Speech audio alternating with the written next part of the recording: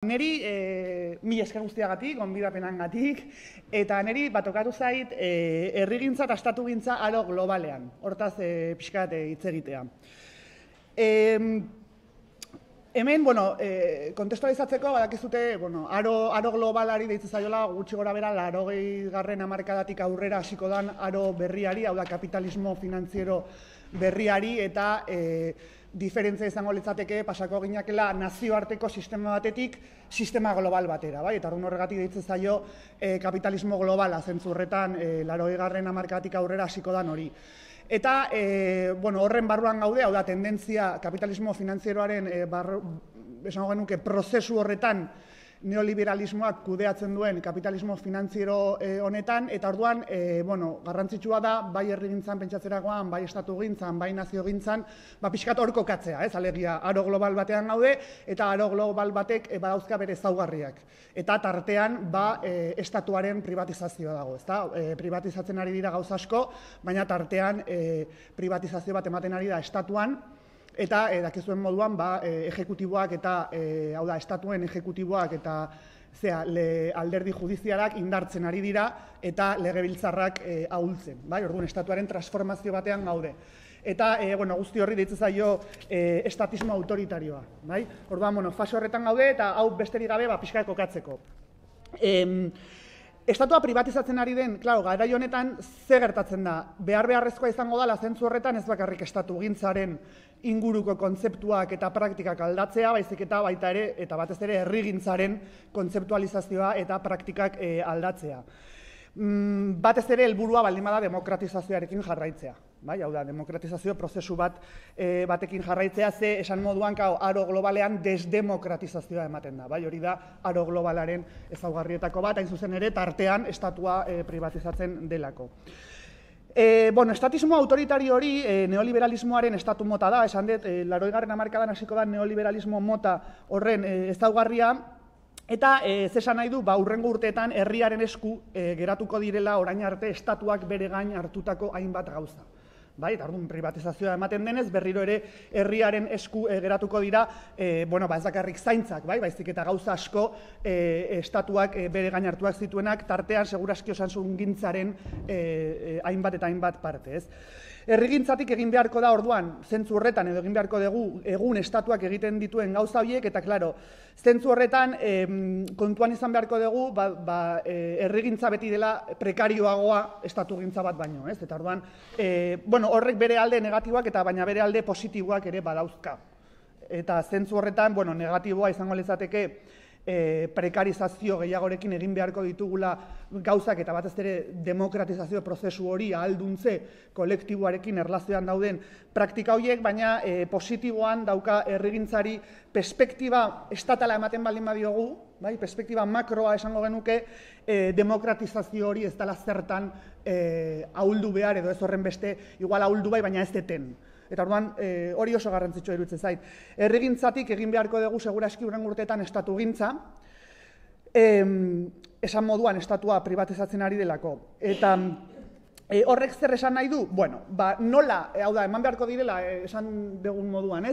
Ikastaro gehiago eta seguraski bai formakuntza eta bai praktika berri horiek aurrera eramateko gune berriak sortu beharko dira, jakiteko herrigintza batetikan nola egin estatugintza edo nola auki perspektiba makro hori. Orain pixkat gehiago azalduko dut. Hasiera batean, hemen azaldu nahi azkar, ez dut sakontzeko denborarik, nizte perspektibatikan ulertzen dut herrigintza eta estatugintza. Horrek esan nahi du, orain pixkat abstraktua izango dela esango detena, baina gero jeisten joango naiz. Eta orduan, aldez aurretik esan oso abstraktua iruditzen bazaizue, gero ideia hau alegia, nire ikuspuntua dela ikuspegi estrategiko erlazionala deitzen dana, ja izena ja bakarrik, hori daukazute garatua liburuan, orduan, demokraziaren privatizazioan. Nahi duenak hor irakurri dezala edo bibliografia eskatu. Hor autore nagusienetakoa, perspektiba honetan, da Jesop, orain dela gutxi egon zala hemen, bide batez, iratzarrek ikarria, eta orduan, hortik handator, pixka kokatzeko. Ikuspegi estrategiko erlazional batetik, Euskal Demosa, eta esaten detenean Demosa, gero itzen dut Euskal Herriaz, baina Demosa esaten dut orain ze, Demosa zer da? Da demokratizazio prozesuetan sortzen den subjektu eta objektua, bi gauzak. Horregatik oso teknikoa izan daiteke, orain ez gera jarriko, baina ez da euskal gizartearen sinonimo eta ez da euskal nazioaren sinonimo. Bai, euskal demosa da demokratizazio prozesuetan agertzen den subjektu eta objektu hori. Esan bezala, euskal gizartea erabiliko dut edo euskal herria. Bai, demos hori niri ere ez dit belarrira oso ondo egiten, baina jakin demosa beste kontzeptualizazio bat dakarrela.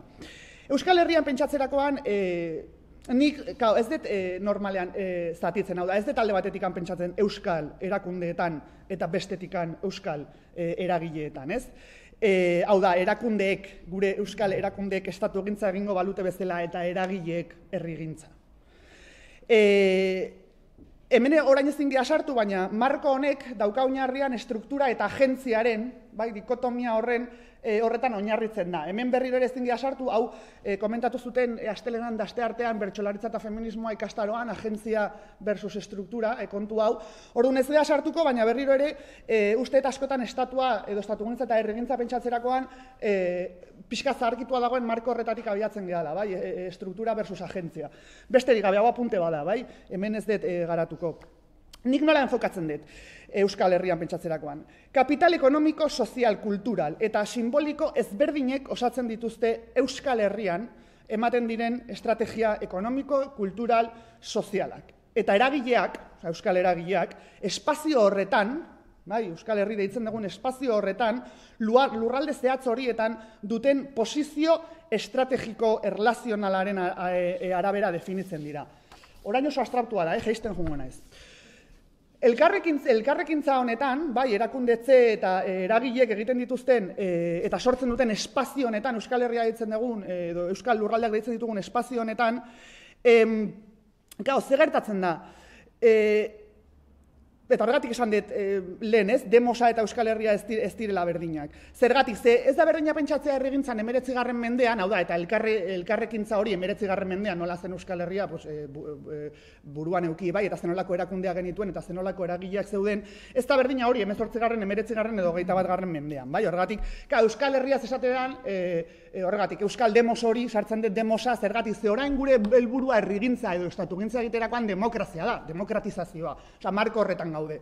Bai, izan demokrazia feminista, sozialista nahi duguna, baina gaude demokratizazioaren marko horretan. Bai, eta orduan orain, herrigintza eta estatugintzak segun eta ze helburu dituzun horren arabera pentsatzen dituzu eta kontzeptualizatzen dituzu eta jartzen dituzu praktikan, ez?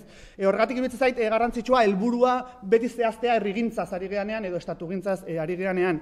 Eta zentzu horretan, klaro, demokrazia hitz egiterakoan berriro ere demokratizazioa definitzen baldin badugu autogobernua helburu duen prozesu, ahalduntze prozesu kolektibo bat bezala, bai, emantzipazioa helburu duen ahalduntze kolektibo bezala, bueno, orduan herrigintza eta estatugintza horreruntz jarri behar dira, bai? Hau da, nola ahaldunduko dugu kolektiboki gure herritarrak, ezta? Ahalduntze kontzeptua eta gaitasun politikoen kontzeptua sartzen da hemen, bai? Ahalduntzea hitz egiterakoan gaitasun politikoetaz ari naizelako.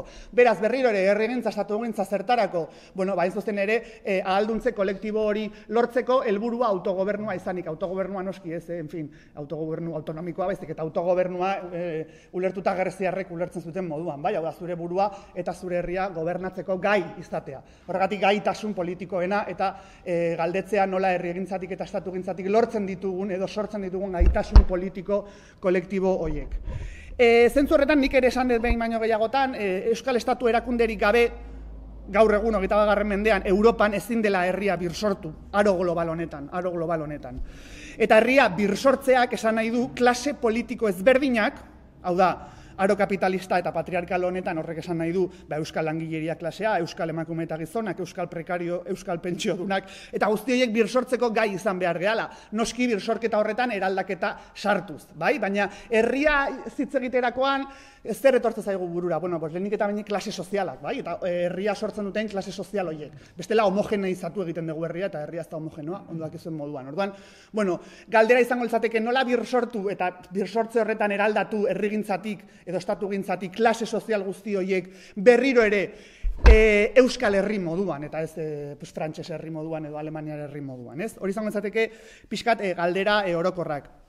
Horregatik, hau pentsatzerakoan, estatugintza herrigintza zentzu horretan, hau da, demokratizazioaren estrategiaren barruan, ez dut egiten normalean zatiketa hau estatua versus herria. ez, edo estatua versus gizarte zibila, hori zatiketa liberal hori. Estatua niretzako ez dalako egitura eta herria ez direlako eragileak. Estatua ez da esentzia eta metaketa eta eragileak ez dira soilik, estrategia eta kontingentzia. Ze hau gero teorikoki horrela teorizatzen da.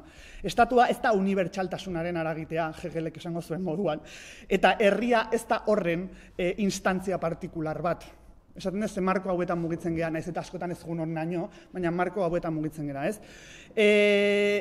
Eta, klaro, marko nagusia da estatuak gizarte zibila pentsatzerakoan berriro ere egitura versus agentzia hori errepikatzen da. Alegia, unibertsala estatua versus partikulara herria, eta abar, bai? Hau esaten dez, gero hau oso ondo funtzionatzen di estatua dutenei, alegia, espainolak unibertsala dira, estatua dutelako, Euskal Herritarrak partikularra gea, primitibuak eta guzti horrekin batera, bale, ez daukagulako estaturik, eta orduan, bai, instantzia partikular bagea. Esaten dez, marko hau funtzionatzen du maila guztietan. Bale, marko hau ez da gustoko, eta orduan nola enfokatzen dik Euskal demokratizazioaren analisia egin beharko genuke bere momentu estruktural eta kojunturalen bidez.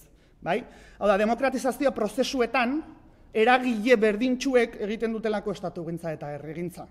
Eragile berdintsuek. Are gehiago, estatu propiorik formalki onartuta ez daukan herri batean.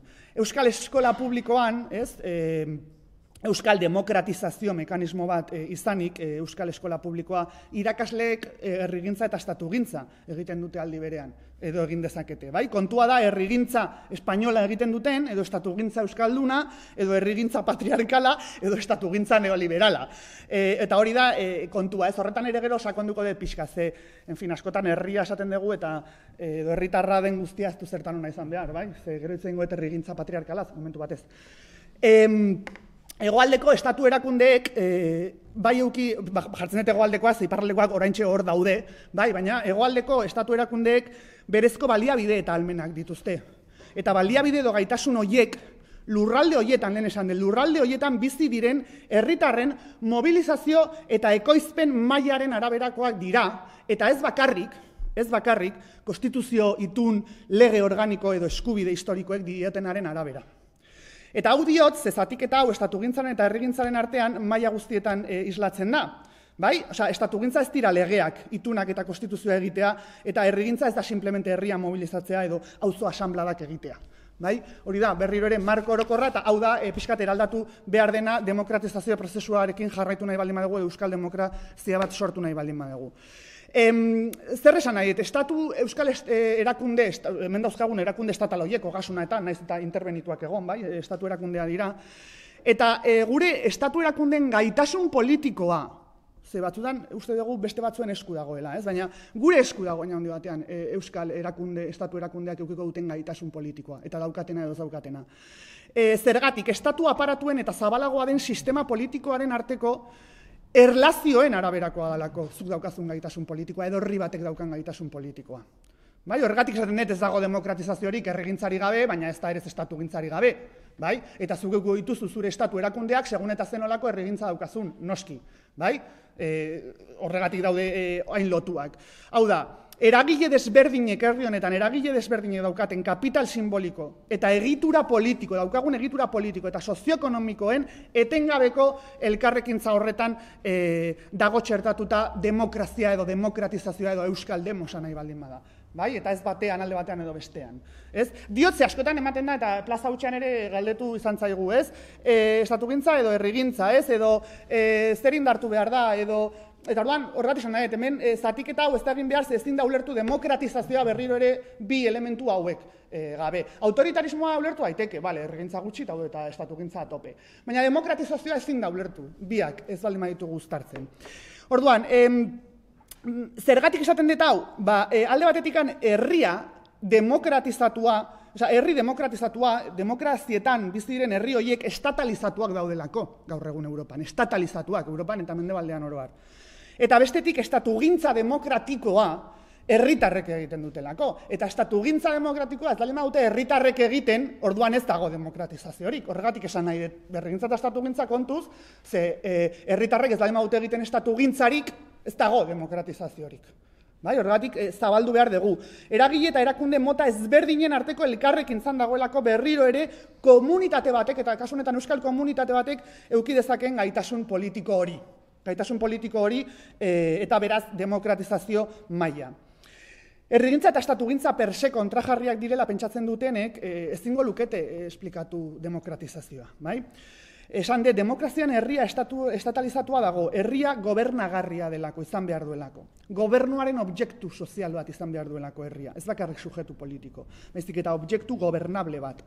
Eta hori estatu aparatuen gunea, taxutzen eta baldintzatzen dute beraz, ez bakarrik indar polizialek, baizik eta egun, enpresari elkarteek, baina mugimendu sozialek ere, alderdiek ere, sindikatuek ere, kafeko langileak ere, bai? Baina baita ere Osakidetza eta Osasunbideko langileek, poliziek, irakasleek, kazetariek, medikuek, gizarte langileek eta familia heteropatriarkalak, guzti hauek egiten dute ere estatu gintza. Ze, birsortze sozialean, zu segun eta ze egituran zauden posizionatua familia heteronormatibo batean, odan alakoa, irakasle moduan, nahi gabezuk estatugintza demokratiko hori birsortzen dezu zure eginkizun horrekin. Bai, hori Bourdiek askotan esaten du, jagoizean altxa eta ordutegia begiratzen eta ordua begiratzen degunean eta puntuala llegatzen geranean estatugintza egiten ari gea, ez? Hori Bourdiek esaten du. Ze jarraitzen dugu, erreprodukzio, estatuak behar duen erreprodukzio sozial guzti horretan, herriak egin behar duen horretan.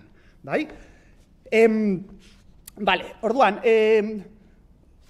horregatik ere herriaren kontzeptualizazio hori, bai? Askotan badirudi herria dela gurekin ados daudenak eta beste guztiak ez direla herria, bai? Baina, bueno, kontuan izan hori, en fin, herrian danak sartzen direla, bai? Hau da, zurekin ados daudena, zurekin ez daudenak ados eta abar.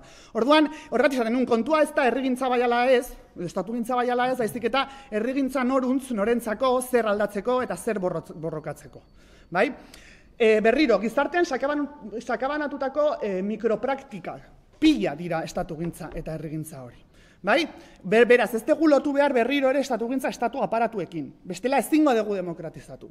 Eragile sozial horiek ezingo dute demokratizatu. Ze askotan, gure praktika politikoen funtsa eta ondorioa da, segun eta gure pertzepzioaren araberakoak dira. Bai, horregatik askotan, herrigintzaren praktika berberak dira estatugintzarenak. Aldatzen dena da, daukagun pertzepzioa hori egiterakoan. Bai, daukagun pertzepzio makroa esango genuke, hori egiterakoan. Bale, orduan, estatuak, zer gertatzen da demokratizazio prozesu horretan, eta zergatik daude elkarlotuak herrigintza eta estatugintza. Demokratizazio prozesuetan estatuak ez baldin baditu, herritarren aldarrikapen horiek errealitate sozial bilakatzen, errealitate, hau da, ez baldin baditu eskakizun horiek gauzatzen, orduan ez da ematen demokratizaziorik. Baina aldi berean, estatuak ez baldin badauka gaitasunik herriak egindako eskakizun horiek errealitate bilakatzeko ere ez, alegiaztu ez baldin bazea kapaz, osasungintza publiko bat egiteko, orduan ezin dituzu aborto libre, bai, gratuito hori aurrera eraman, ez? Baina gara, horrek bi alde dauzka berriro ere, osasungintza, estatugintza delako, bai? Orduan horregatik esan dugu, medikuek bi gauzak egin ditzakete, herrigintza eta estatugintza batera, bai? Zentzu horretan, segun ze perspektibarekin, horregatik esan dut, hemen gertatzen dena herri honetan askotan estatugintza, geratzen dela espainolen esku edo estatugintza espainola dela eta herrigintza dela euskalduna. Ze iruditzen zaigu, ez dakit, herrigintza dela edo garbiagoa, edo ez dakit ez, eta estatugintza uzten diogu beti beste batzuei, eta hori, gure arazoetariko bat da. Ez dakit zenba demora falta zaidan, estoy pasando un montón, ez? 10 minutu? Ze ondo. Bale. Bueno, orduan, gure kasuan, demokratizazioa estatugintzaren eta naziogintzaren bidez mamitu da azken hamarkadetan. Naiz eta kosmopolitar liberalek estatua eta nazioa demokraziaren aurkako oztopotzat jo, ze badakizue demokrazia globalaz hitz egiten duten kosmopolitar hauek esaten dutela gure arazoa dela estatu nazioa, herri subirautza, ez oro har nazionalismoa eta inkluso estatuak, ez estatu subirautza. Eta bueno, guzti horren aurka noski diskurtsoa oso formatuta eduki behar dugu. Bai, ze berriro ere hauek argudiatzen dute, nola estatua desagertzen ari den, ez dela kapaz demokrazia hori aurrera eramateko, eta gezurra da estatua ez dago desagertzen, estatua aldatzen ari da. Horregatik esan dut, gauza bada legegilea privatizatzen ari da, baina ejekutiboa eta arlo judiziala indartzen ari dira, beraz, estatua ez dago desagertzen. Estatua aldatzen ari da.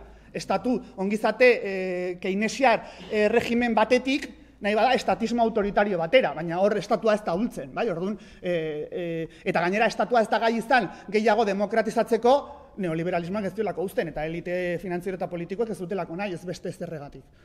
Bestela da esatea egitura publikoak ez dutela ongizatea ekartzen, ez. Ez, bazter ekartzen du ongizatea, ezta? Egitura pribatuek. Bai, orduan, kontuz, estatuarekin sartzen direnean, normalean da egitura publikoekin sartzen direla, ez beste zerrekin. Naziogintza eta herrigintza demokratikoak komunitategintzarekin du zerikusia, eta komunitateak sortzeko eta birsortzeko egitura politikoak eta publikoak behar dira, horregatik esaten nuen, eta hori da, errealitate sozialak eskatzen duena existitu alizateko. Eta zentzu horretan orduan ze behar da komunitategintza horretan? Egitura politikoak eta publikoak gehi ekonomia edo sistema ekonomiko eta produktiboak, industria planak, lurraldetze egokiak, zerbitzu publikoak, eskola eta osasungintza publikoa, ertxapen mekanismoak, ahalduntze estrategiak, eta abar, eta esan nahi dut, ze hau izan behar da herrigintzaren mintzagaia, ere. Ze askotan hau herrigintzatik kanpo uzten da, eta orduan beste batzuk pentsatuko dute guzti hau. Eta hau da gero berez materializatu egiten duena era masibo eta strukturalean, alegia ze industria plana dauzkazun ze guzti horrek materializatzen du hein handi batean gero gure ongizatea. Naziogintza beraz kulturarekin eta hizkuntzarekin bakarrik edo nagusiki lotzen bada, herrigintza eta herrigintza auzolanarekin eta ez zerbitzu sozialekin, politika ekonomikoarekin, egitura eta gaitasun politikoekin eta lurraldetzearekin, eta beraz muga gintzarekin, emanzipaziorako eta demokratizaziorako tartea murrizten da. Nahi duguna da herrigintza dinamiko bat ahalbidetuko duena estatugintza. Ahalbidetuko duen estatugintza, alegia. Egiten dugun estatugintzak herrigintza mota bat ahalbidetuko du eta alderantziz. Karo, hau da, bizitzaren autogestioa, espazio eta baliabide komunen ekoizpen eta banaketa, eta ahalduntze individual eta kolektiboa ahalbidetuko duen estatugintza. Eta horregatik hau egiterakoan herrigintza horruntz begiratzen jarri behar da. Auzoetan egongo diren eta elikadura subirautza lortzen lagunduko duten hortu komunak, bai, noski, baina baita ere informazio eta teknologia subirautza lengoan Beñatek esaten zuen moduan bermatuko duen estatugintza edo osasungintza eta hezkuntza publiko komuna eskainiko duen herrigintza. Ze askotan berriro ere lortzen da herrigintza eskola txikiekin edo ez, eta klar hori da arlo pribatura eramatea berriro ere, naiz eta herrigintza izan.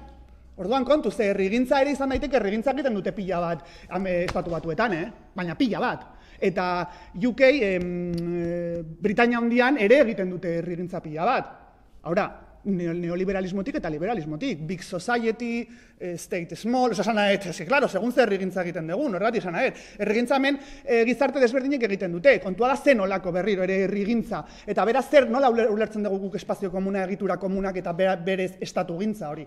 Ze oso desberdina da nola ulertzen dugun guk edo nola ulertzen duten estatu batuetan herrigintza guzti hau. Herrigintzak herria behar du, bai, baina herria ezin da existitu eta birsortu ez baldin badu bere dimentsio subjektiboaz gain, bere dimentsio erakundetua edo objektibatua zaintzen.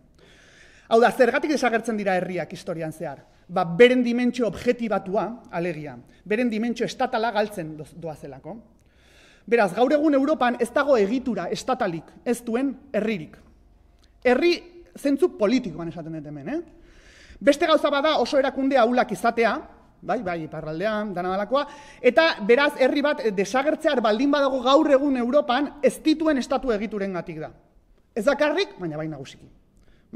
Hortaz, mugimendu sozialetatik herrigintzaren kontua findu behar degula uste dut, eta herrigintza kulturgintzarekin soilik lotzea ez da estrategia guztizona, bai? Ze askotan bestela ere herrigintza lotzen da periferia gintzarekin, bai?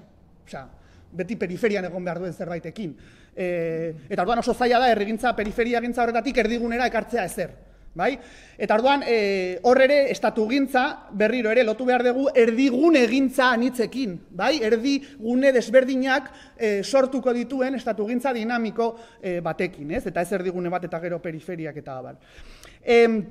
Orduan, berriro ere, herriak ez badu bere burua gobernatzen eta horretarako gai izan behar du, gaitasun politikoa eduki behar du, herri subalterno edo herri fisiko bilakatzen da, ez herri politiko. Horregatik lehen esan demos eta ez herri, askotan herri, lotzen dugu herri fisikoarekin, herri hau edo igeldo, eta ez herri politikoarekin. Herrigintza eta estatugintza elkartzen diren puntu horietako bada hain zuzen ere konstituziogintza eta prozeso konstituyenteak, eta hortaz hitz egingo du gero Mariok, baina nik hor bukatu aurretik zertxo bait esan nahi dut horren inguruan. Eta azken atal honi deitu diot konstituziogintza patriarkaletik konstituziogintza feministara. Orduan, gure demokrazia patriarkala da, ez dugu hau esaten askotan, horregatik gero konstituziogintza hitz egiten dugu eta ez konstituziogintza patriarkalaz, ze hau ez da normalean esaten. Berriro ere, adjetibo horiek jarri behar dira mahai gainean, ze bestela oso zaila da identifikatzea egiten gaudena. Eta orduan hemen esaten dut, garrantzitsua da, prozesu konstituyente herritarrak izateagatik, berriro ere, ez dut esan nahi feminista direnik, eta feminista ez baldin bada patriarkala da, bai, hor ez dago hor tarterik, ez? Ezin da egon prozesu konstituzigile demokratikorik emakumeen ausentzia historiko eta strukturala konpondu gabe. Eta ezin da beraz prozesu konstituyente demokratikorik egon Euskal Herrian despatriarkalizazio prozesurik egin gabe. Orduan, hemendik aurrera, prozesu konstituyenteetaz mintzatzerakoan proposamen konstituyente horiek despatriarkalizazio plan edo estrategia zehatz bat proposatu beharko dute. Zentzu horretan Eusko Ikaskuntzako prozesua oso interesgarria eta beharrezkoa da, eta gainera uste dut denok inplikatu beharko ginakela pixkanaka, bai hori argi utzi nahi dut, hau esan aurretik, esan nahi dut uste dut oso garrantzitsua dela, baina patriarkala da, sin más, ja guztia bezala. Zergatik ez delako despatriarkalizazio prozesurik egin, hainbat arrazoiengatik, esan nahi, ze ez da erresa, despatriarkalizazio prozesuak sartzea dimentsio guztietan. Berriro ere, askotan ez dalako identifikatzen patriarkala denik, orduan oso zaila da. Berriro ere, ez esaten hau desanimatzeko inolaz ere, uste dut denak implikatu behar gehala.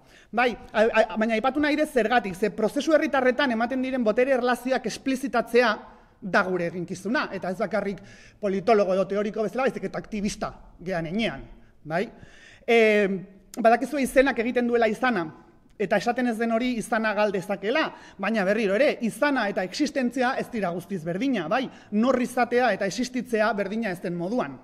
Beraz, patriarkatu hitza kentzeak prozesu herritarretatik ez du patriarkatua desagertarazten, kontrara, haren birsortzea ahalbidetzen du. Konstituziogintza, estatugintza eta herrigintza formalki lotu behar duen dispositiboa da. Konstituziogintza, berriro errepikatuko dut, konstituziogintza, estatugintza eta herrigintza formalki lotu behar dituen dispositiboa da. Dispositibo politiko teknikoa. Eta dispositibo horren bidez erabakitzen da non dagoen boterea herri batean, eta nork eta nola gauzatuko den. Gure demokrazia patriarkaletan ondo dakigu nork erabakitzen duen, nork egin zuen Espainiar Konstituzioa eta nork egin zituen estatutoak, nork egiten dituen legeak oroar eta nork erabakitzen dituen dirua eta baliabideak zertan inbertitu. Alegia, estatugintzaren dimentsio formalenetik hasi eta herrigintza materialenera jetxita, egiturazko esklusio, dispositibo eta praktika herritarrak daude emakumeak kanporatzeko. Berriro diot, esklusio, dispositibo eta praktika herriak birsortzen bai du patriarkatua, emakumeak barne, esan nahi, bai? Eta orduan, dispositibo horiek identifikatu behar dira. Ze, estatugintza patriarkala identifikatzen da askotan, estatugintza patriarkala bai, baina herrigintza patriarkala ez. Askoz ere gehiago kostatzen zaigu herrigintza patriarkala identifikatzea. Eta hori mahai gainean jartzen degunean gainera esaten digute ez dela momentua, ezin dela polarizaziorik eragin, ze bestela alde egingo dute senyoreek edo baliabideak edo finantziazioak, bai, eta jakina prozesu guzti horren balioak. Orduan nire galdera da, nola egingo dugu edo dezue edo herrigintza demokratikoa ez badezue identifikatzen zer dan herrigintza patriarkala. Bai, hori da lehen galdera. Berriro ere. Eta bukatzeko, balengoan oso interesgarri izan zen, zirikan egin ziren jardunaldi batzuetan, neska batek, eskasko gustatu zitzaidan, zegoen libertario bat eta ni. Eta orduan, bueno, neska batek esan zion, libertario honi, zure teoria berritua, ze honek teoria berritu bat zekarren. Eta esan zion, zure teoria berritua oso ondo dago, baina galdetu zion zer proposatzen da, edo zer proposatzen duzu, zure herrigintza libertarioaren teoria horretan emakumeek auzoetako asanbladetan parte hartzeko, edo erabakimena izateko, eta esaten zion ze isilarazi egiten gaituzuen. Esan zion, ez diguzue entzuten, zerbait esan eta indiferentzia azaltzen dezue, balioak entzen diozue guk esan edo egindakoari, zuen ordutegiak eta mekanismoek eskluitzen gaituzte, eta abar. Eta tipoak erantzun zion ez zuela erantzunik horretarako. Eta orduan berak esan zion, ez zuen esan despatriarkalizazio hori ni jartzen dut, ez? Ez badezue despatriarkalizazio plan bat, berak esan zion orduan, zure teoria libertarioa gizonei bakarrik ekarriko die libertatea. Eta orduan berak esan zuen, bai, baina. Eta orduan, jazta, amaitzeko, besterik gabe, bi ideia garrantzitsu, edo ideia bat, da, estatugintza eta herrigintza prozesu demokratikoetan batera doaz, eta bestela ez dago demokratizaziorik. Eta zergatik, demokratizazioaren ezaugarria baita herrigintza eta estatugintza era oso konkretuan, eta hori da aukera baki behar degula, ze eratan uztartuko ditugun. Listo. Orain Txolik hartuko du hitza, eta Txoli pizkat, bere hitzaldiaren titulua da Estatu demokratikoa, nazio identitatea eta herritartasun ereduak.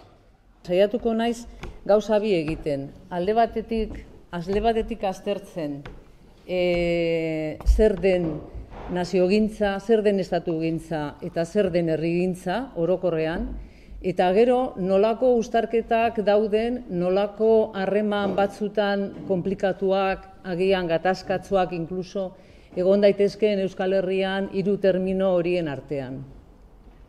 Lehenik eta behin, hasiko gara, bigarren oharra, nolabait esatearren, nire gogoeta hau, zintzoa izan nahi dut, nire gogoeta hau egiten dut ezker abertzaleko kide naizen neurrian.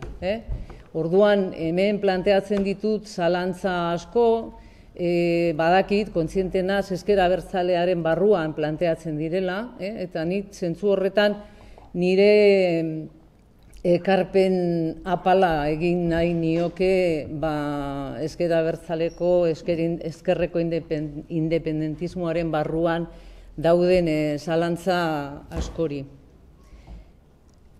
Zer dago kontzeptu horien oinarrian? Hau da, berriro esango dut, estatugintza, naziogintza eta herrigintza. Hirurak daude harremanetan, hirurak ipini nahi ditut harremanetan, eta lehenik eta behin ikusiko dugu banan-banan zer dagoen horien atzean. Errepaso arin bat egingo dut, bestela emango luke ezakitzereko klasea. Zer da estatua? Estatua da politikaren helburua. Definizio klasikoan, jarduera politika bada, estatuaren norabidea eragin nahi denean. Hori da, definizio klasikoa. Estatua, denok dakizuenez, egitura politiko eta administratibo ez osatuta dago, maila ezberdineko instituzio ez osatuta dago, horrez gain estatu batek lurralde jakin bat du, eta mugen barruan bizi direnak edo bizi diren gehienak herritarrak dira. Bizi diren gehienak esaten dut, herritarrak esaten dugunean, estatu modernoan herritarrak dira obligazio eta eskubide multzo bat dutenak. Gaur egun paperik gabeak, errefugiatuak, ezakizer, ez dira herritarrak. Horregatik, esan dezakegu bizi diren gehienak. Dimentsio bik legitimatzen dut estatu klasikoa. Hau da, zergaitik onartzen da estatua, zergaitik bizi gara estatuetan. Neurri handi batean legitimatuta daudelako. Hau da, herritarrek euren onarpena ematen diotelako estatuari. Eta zelan ematen diote? Bi bide erabiltzen dira. Bata da, atxekimendu demokratikoa. Hauteskundeen bidez, parte hartzen bidez, badaude modu desberdinak, nola edo hala legitimatzen dutena estatuaren jarduna.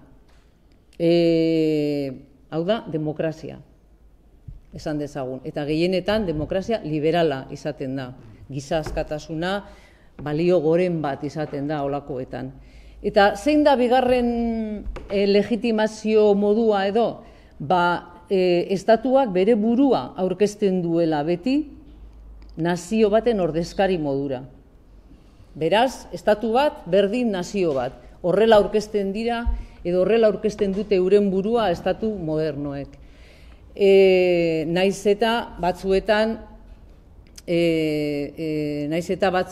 nazio bat baino gehiago egon estatuan, eta horregaitik egoten dira nazio gatazkak, nazioarekin ikusiko dugu. Beraz, estatuak esaten du bere oinarrian nazio bat dagoela, eta horregaitik dago legitimatuta existitzeko. Frantziako estatuak esaten du, frantziar nazioa dagoela, eta frantziarrek legitimatzen dute modu askotan estatu horren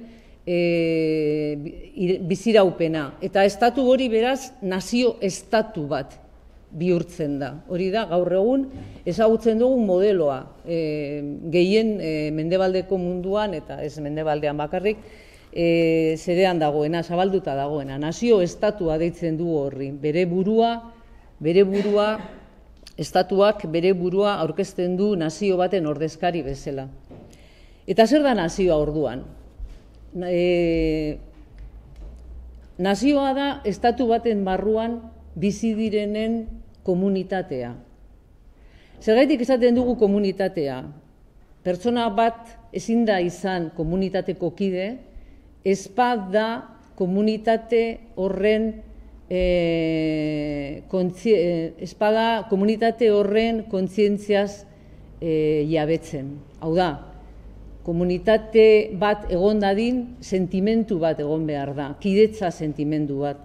Zu ezin zaitezke izan frantziar konturatu gabe. Frantziar komunitatekoa zara, frantziar sentitzen zarelako. Bai? Hori da nazio bat. Nazioaren osagai ezinbestekoa da identitate konpartitu bat egotea. Zer eskaintzen du nazioak estatuari? Estatuak berotasuna behar du, atxikimendu emozionala, sentimendua, bai? Nazioa da estatuaren sua, esan dezagun, edo esan dezakegu. Eta nola definitu daiteke, nola esan dezakegu lortzen dela edo zehaztu daitekeela nazio baten kidetza. Zergaitik existitzen dira nazioak? Bueno, normalean mugimendu nazionalista batek eraikitzen du nazioa. Mugimendu nazionalista batek erabakitzen du, horrela esan da, harin esan da, nazio bat dagoela, irizpide batzuk betetzen direlako. Sabino Aranak bere garaian esan zuen, euskaldunak existitzen zirela, Euskal Herria, Euskadi bere hitzekin existitzen zela, lau abizen euskaldunak zirela naziokide, gainera erlijiosoa, gainera tal, Euskal Herriak edo Euskadi zazpi herrialde zituela, en fin, mugimendu nazionalista batek erabakitzen du, nola edo hala, zeintzuk diran irizpideak naziokide izateko. Izan daiteke hizkuntza, izan daiteke erlijioa, oroimen konpartitua edo historia, borondate politikoa eta abar. Bai? Irizpide askotan. Nazioak beraz komunitate irudikatuak dira. Esan nahi dut, nazioak ez dira objektiboak. Jendeak erabakitzen du nazio bat dela. Bai? Eta nazio bat existitzen dela. Talde sozial guztiak bezala, talde sozial guztiak irudikatuak dira. Baina zein da diferentzia? Nazioak irudikatuak direla, euren burua subirano irudikatzen dutelako. Politikoki subirano. Horrek ez du nahi esan nazio guztiek estatu bat izan behar dutenik. Bai? Badaude nazio aniztun estatuak gutxiengoa badira ere. Badaude ere autonomia maila handi batekin konformatzen diren nazioak. Bai? Baina, hori bai, nolabaiteko burujabetza edo politikoa exigitzen du nazioak. Nazio guztiek egon nahi dute gainerako nazioen parean. Bai? Eta, lehen esan dudan bezala, oso ohikoa da nazio identitate bat baino gehiago egotea estatuetan, gaur egungo estatuetan, eta horrelakoetan nazio gatazka gerta liteke. Ez beti, baina gerta liteke, gure kasuan argi dago gertatzen dela. Hirugarren kontzeptua herrigintza da, eta hemen aitortu behar dut zalantzak baino erantzunak gehiago dira nire aldetik. Beraz, espero dut geroko elkarrizketan denon artean gauza asko argitzen joatea. Herrigintzaren atzean herria dago. Eta zer da herria? Oso zaila da definitzea zer den herria, ze adiera bat baino gehiago dago. Herria izan daiteke biztanle guztiak, besterik gabe. Estatuak markatutako mugen barruan bizi diren biztanleak, herria. Herria izan daiteke, askoz ere zehatzago, nazio estatu bateko lurraldean bizi direnak, hau da, herritarrak. Baina herritarrak, lehen esan dudan moduan, obligazio eta eskubide multzo bat dute. Obligazioa dute zergak ordaintzeko adibidez, eta eskubidea dute boska emateko hauteskundeetan. Bai? Gizartea, bata zein bestea izan liteke. Diskurtso politikoan, orain dela 20 urte igual, herria kontzeptua askoz gehiago erabiltzen zen, gaur egun gizartea erabiltzen da. Euskal gizartearen gehiengoa ados dago gure erabakitzeko ahalmenarekin. Ez dugu esaten, Euskal Herriko herria ados dago, ez, gizartea erabiltzen dugu. Uste dut, zabalagoa dela, inklusiboagoa dela gizartea, herria baino. Orokorrean, maila politikoan erabiltzen den moduan, diskurtso politikoan erabiltzen den moduan. Eta badago beste bat, beste adiera bat, eta da naziokideak. Ze herri zan Sabino Aranarentzat Euskal Herria, lehen esan dudana. Irizpide batzuk bakarrik betetzen zituztenak. Hura zen herria, beste guztiak ez ziren herria, ez ziren Euskal Herria. Eta badago beste bat, sozialismoak batez ere erabiltzen duena, sozialismora bidean irudikatutako herri langilea. 60. hamarkadan Euskal Herrian, esate baterako, pasada mendeko 60. hamarkadan, Euskal Herri langilea erabiltzen zen, hitz egiteko. Hura zen herria, Euskal Herri langilea, hau da, behe mailako sektoreetako jendeak bakarrik osatzen zuen herria. Beraz, herria ulertzeko modu asko daude, eta Julek ere azaldu du, ez? Berak herria estatuarekin harreman dinamikoan ipini du, ez? Bueno, orduan, hasiko gara orain ikusten, hiru kontzeptu hauek, hiru errealitate hauek, nolako harremanak sortzen dituzten Euskal Herrian. Estatugintza, bueno, Euskal Estatua da ezker abertzalearen helburu estrategiko nagusia. Nik uste dut horrez dagoela inolako zalantzarik momentu honetan. Baina hau nahiko berria da. Orain dela 10-15 urte ezen hitz egiten Euskal Estatuari buruz. Independentziari buruz hitz egiten zen, besterik ez. Euskal Estatua horrela zehaztua, gauza nahiko barria da. Euskal Estatua berez esaten badugu, onartzen badugu, helburu estrategiko nagusia dela, pentsatu behar da, helburu horretara makurtu edo helburu horrek bideratu beharko lituzkeela, maila politikoan, kulturalean, sozialean, ekonomikoan eta abar bideratzen ditugun jardunak, edo egiten ditugun jardun, mota guztietako jardunak. Berriz diot, helburu estrategiko nagusia delako. Horren kontra doan guztia, suposatzen da, helburutik, edo horrekin bat ez doan guztia, helburutik urruntzen gaituela, ez? Helburu hori beraz gogoan harturik diseinatu beharko lirateke mota guztietako jardunak esan dudan bezala. Gaur egun onartuta dago, ezker abertzalearen barruan edo ezkerreko independentismoaren barruan onartuta dago 3 errealitate politiko daudela Euskal Herrian. Ez hainbeste, ez dago hain onartuta 3 errealitate kultural desberdin daudela, baina bai onartuta dago 3 errealitate politiko desberdin daudela, eta politikoki ere onartuta dago jardun desberdinak eraman daitezkeela, politikoki eraman daitezkeela, ez eraman behar direla. Batzutan 3 abiadurari buruz hitz egiten da, eta holako terminoak erabiltzen dira, ez? Uste dut, nahiko argi dagoela. Hau da, nire uste apalean argien dagoena, orain arte esan dudana. Hemen datoz problemak. Naziogintza. Euskal gizartean 3 nazio identitate daude, nagusi. Ez dugu hitz egingo Senegaletik etorritakoei buruz, Aspaldian hemen finkatutako jendeari buruz hitz egiten ari gara. 3 nazio identitate daude, frantziarrak, espainiarrak eta euskal herritarrak. Oda, espainiar sentitzen direnak, frantziar sentitzen direnak, euskal herritar sentitzen direnak. Eta nahiko egonkorrak dira, inkestak eta zera frogatzen dute, edo hitzordu elektoralak frogatzen dute aldaketak daudela, baina nahiko egonkortuta daudela. Hala ere, kontuan hartu behar da, nazio identitatea zerbait subjektiboa dela, eta subjektiboa den heinean, subjektiboa den neurrian aldatu egin daitekeela. Osea, ezin dugu esan, ez da zertan pentsatu, hau ezin daitekeenik aldatu, ez da gutxiago ere, aldakorrak dira, noski. Zein da nire ustez lehenengo problema? Lehenengo problema da asko kostatzen zaigula hau onartzea. 3 nazio identitate daudela. Euskal Herrian, eta hirurak batera bizi behar direla.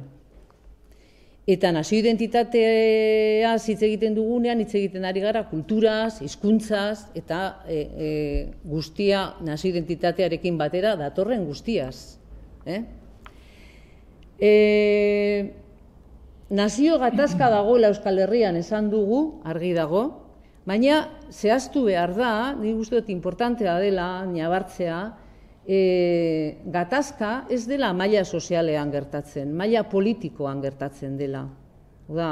Euskal gizartean, ez dakit, agian baten bat ez dago nirekin ados, eta gero komentatuko dugu, nik uste dut Euskal gizartean berez herritarren artean ez dago gatazkarik. Elkarren ondoan bizi gara, eta ez dago gatazkarik, nazio identitateak bultzatutako gatazkarik. Gatazka maila politikoan gertatzen da, proiektu politiko nazionalisten artean, baina ez herritarren artean. Berez hori oso gauza ona da, etorkizunera begira. Euskal Estatuaren eraikuntzara begira oso iruditzen zait oso positiboa dela hori. Zer egin daiteke edo zer egin dezakegu Euskal Estatuaren eraikuntzara begira, zer egin dezakegu nazio identitate desberdinen artean, eta berriz diot, nazio identitate horiekin batera datozen kultura, hizkuntza eta horien artean, zer egin dezakegu? Irtenbide bat, beste leku batzuetan ere planteatu dena, eta Euskal Herrian ere esan nahi dut beste leku batzuetan ere planteatu dena da, bereiztea naziotasuna eta herritartasuna. Hau da, lehen esan dugu, nazioak sua, berotasuna ematen dio estatuari. Euskal naziotasunak argudio politikoak eta razionalak alde batetik eta indar emozionala eta sentimentala ematen dio Euskal Estatuaren aldarrikapenari, baina argi eduki behar da, nire ustez, argi eduki behar da, Euskal Estatura bidean eta seguru asko Euskal Estatua lortu eta gero urte askoan, sentimendu nazional desberdinak egongo direla. Orduan, proposamena litzateke, jendeak, herritarrak eskubide osoa dutela euren nazio identitateari atxikimendua adierazteko, baina denok izango ginateke herritarrak eskubide eta multzo berdinekin. Honek esan nahi du, frantziar sentitzen denak Euskal Estatu batean gutxieneko leialtasuna eduki beharko lukeela Euskal Estatura begira, Euskal instituzioekin, baina askatasuna edukiko lukeela, ez dakit, bere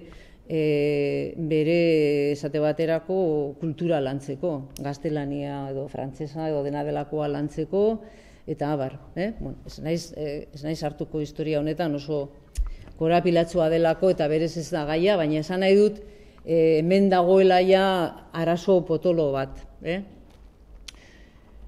Hau ipini dut, irakasle bat entzun nion behin multikulturalitateari buruz hitz egiten, eta izugarri gustatu zitzaidan esaldia, eta aldudan guztietan errepikatzen dut. Elkarrekin bizitzeko ez dugu zertan berdinak izan. Hau urrezko esaldi bada, nire ustez.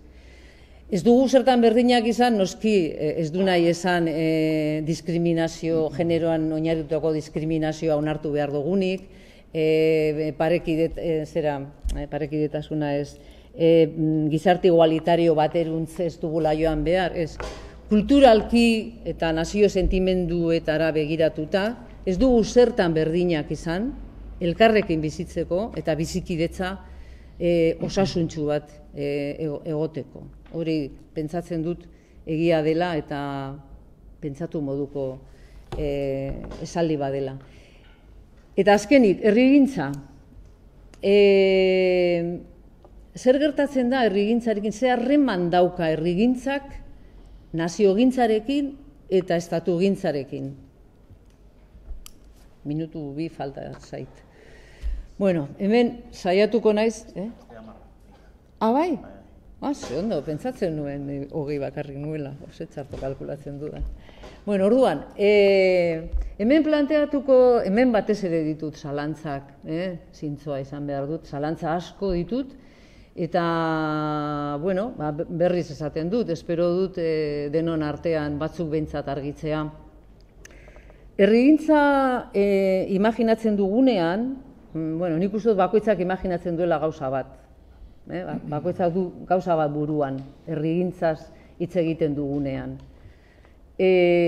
Batzuentzat herrigintza da Errekale Horreko ekimena, beste batzuentzat herrigintza da koral bat egitea herri batean. Biak izan daitezke herrigintza. Herri ekimen dira biak, ez? Herrigintza lehenik eta behin nabarmendu nahi dut onura bat duela. Eta da, komunitateak plurales indartzen dituela. Nik koral bat montatzen badut nire herrian, bai? Hori onuragarria izango da herriarentzat. Jendea elkartuko da, bere interes pertsonaletatik harago doazen gauza batzuk lortzera joango da, seguru asko euskera sustatuko da, seguru asko korrika antolatzen bada koral horrek parte hartuko du korrikan eta bere aportazioa egingo du. Esan nahi dut, edozein ekimen bat, edozein herri ekimen bat, ekimen batek lortzen du gizartea batuago egotea, kohesionatuago egotea, eta zentzu horretan gizarte zoriontsuago bat egotea. Hori frogatuta dago ikerketa askotan. Hori batetik. Orduan, zentzu horretan berez herri ekimen guztiak, orokorrean esan da, onuragarriak dira.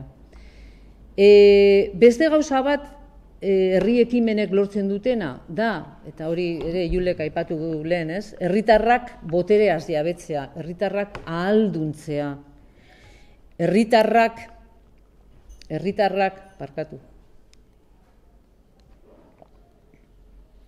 herritarrek erabakiak, proposamenak, ekimenak aurrera eramaten dituzten neurrian, botereaz janzten dira, boterea hartzen dute, protagonista bihurtzen dira. Eta hori berez diot, onuragarria da, edozein herri ekimen bat. Biek, komunitateak indartzea eta herritarrak botereaz jabetzeak, biek ekartzen dute demokraziaren sakontzea.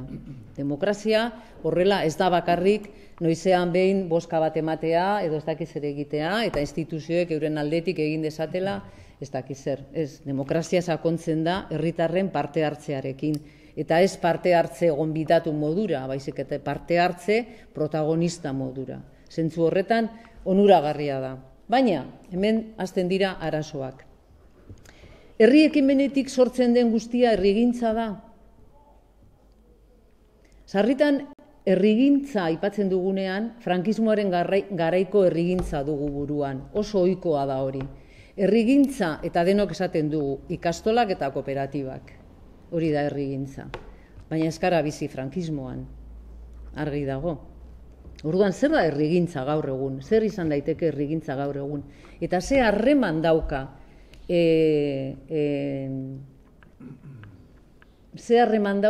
estatugintzarekin eta naziogintzarekin.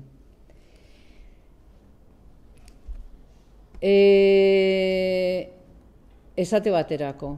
Herrigintzak Euskal Estatuaren alde egin behar du beti? Ni hau prestatzen nengoan pentsatzen, ez? Uste Julek ere aipatu dela momentu batean, ez dakize kontestutan, pentsionisten manifestazioak. Herri ekimen bada, ematen du, ez?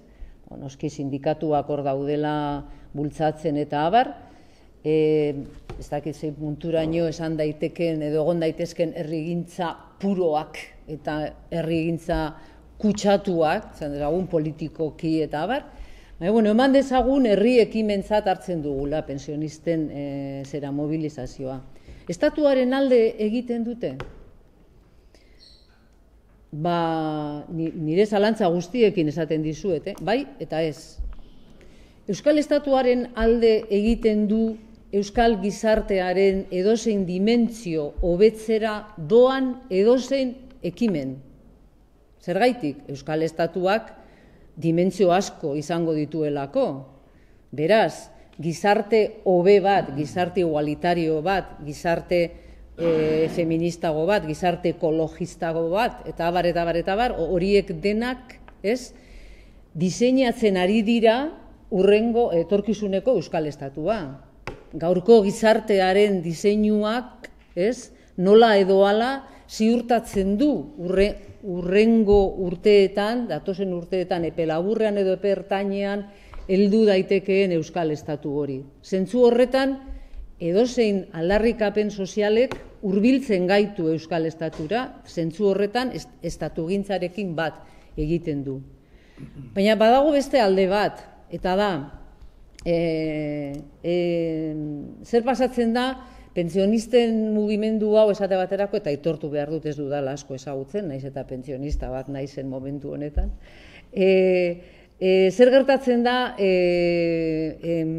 mugimendu honek hartzen badu Espainia mailako dinamika.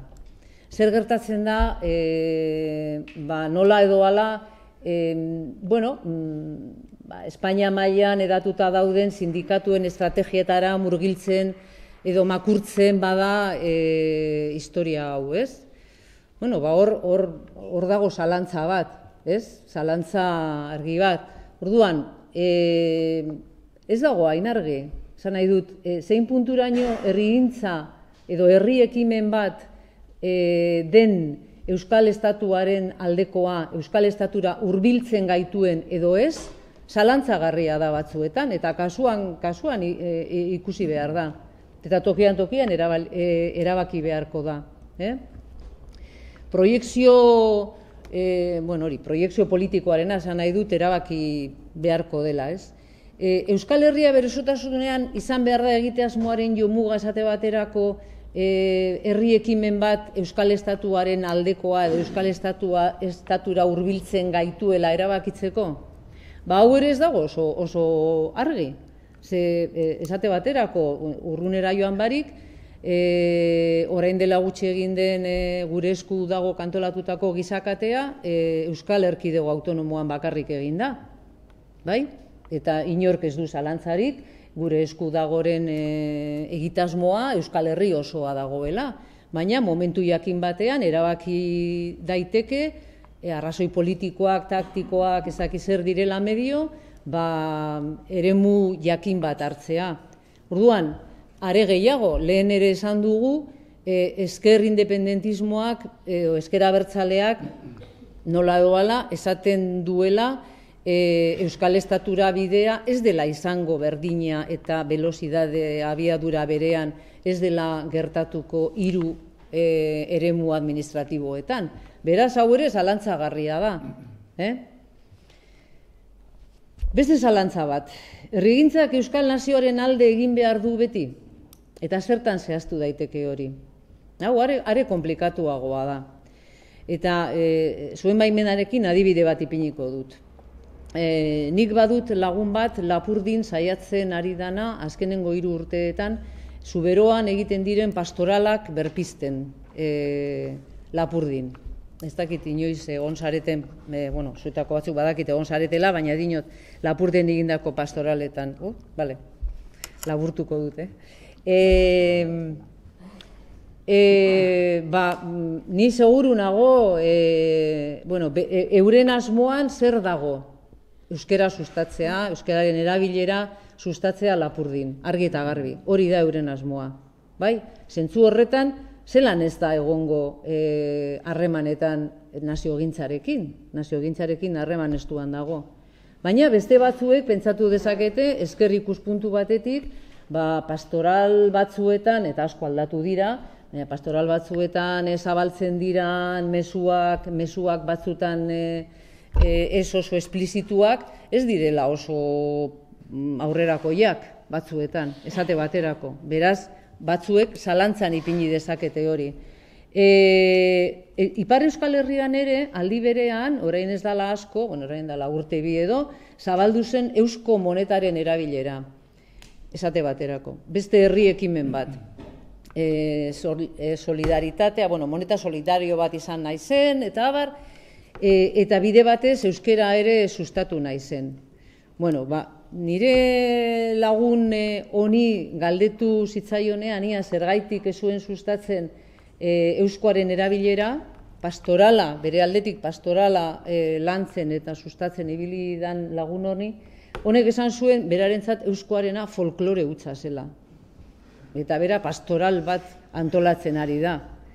Esan nahi dut, herrigintza ulertzeko argi dago modu asko daudela. Eta batzuetan, danok dugu buruan gauza bat, Euskal Nazioa eta Euskal Estatura hurbiltzea, baina oso modu desberdinetan ulertzen ditugu. Eta azkenengoa, eta hau niretzat oso importantea da. Julek interesgarria da, berak planteatzen duen moduan, estatua eta herrigintza ez direla bereiztu behar, ez? Nolabait oso laburtuta berak esan duen zer sakona, egin duen gogo eta sakona. Nik uste dut guk ohitura handia daukagula bereizteko, eta esaten dugu. Herrigintza da instituzioen barrutik instituzioetatik kanpo egiten dena, hori da herrigintza. Instituzioetan egiten dena, instituzio gintza da. Hori nik asmatu dut, berba, ez dakit, erabiltzen den. Orduan, argi dagoena da, herrigintzak harreman gatazkatsuak eduki lezakeela instituzioekin. Eta beste adibide bat, ipiniko dut eta amaitzen dut honekin.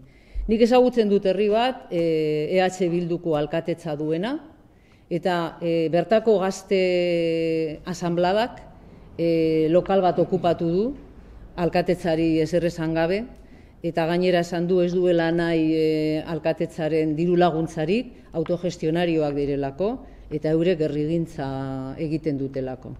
Autogestio hori, gaiztoa izaten usten badidazue, autogestio hori neurri handi batean gurasoek ordainduko dute. Baina nolabait izateko, herrigintza sarritan instituzioen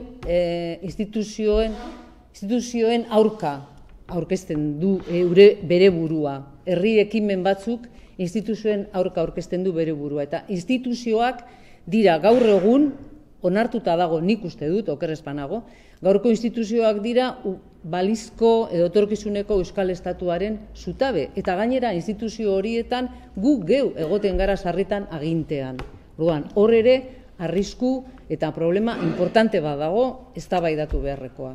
Hasi bezala amaituko dugu, neurri batean, Julek aurkeztu duen marko teorikoa edo haratago joan da ere epistemologikoa partekatzen dugulako.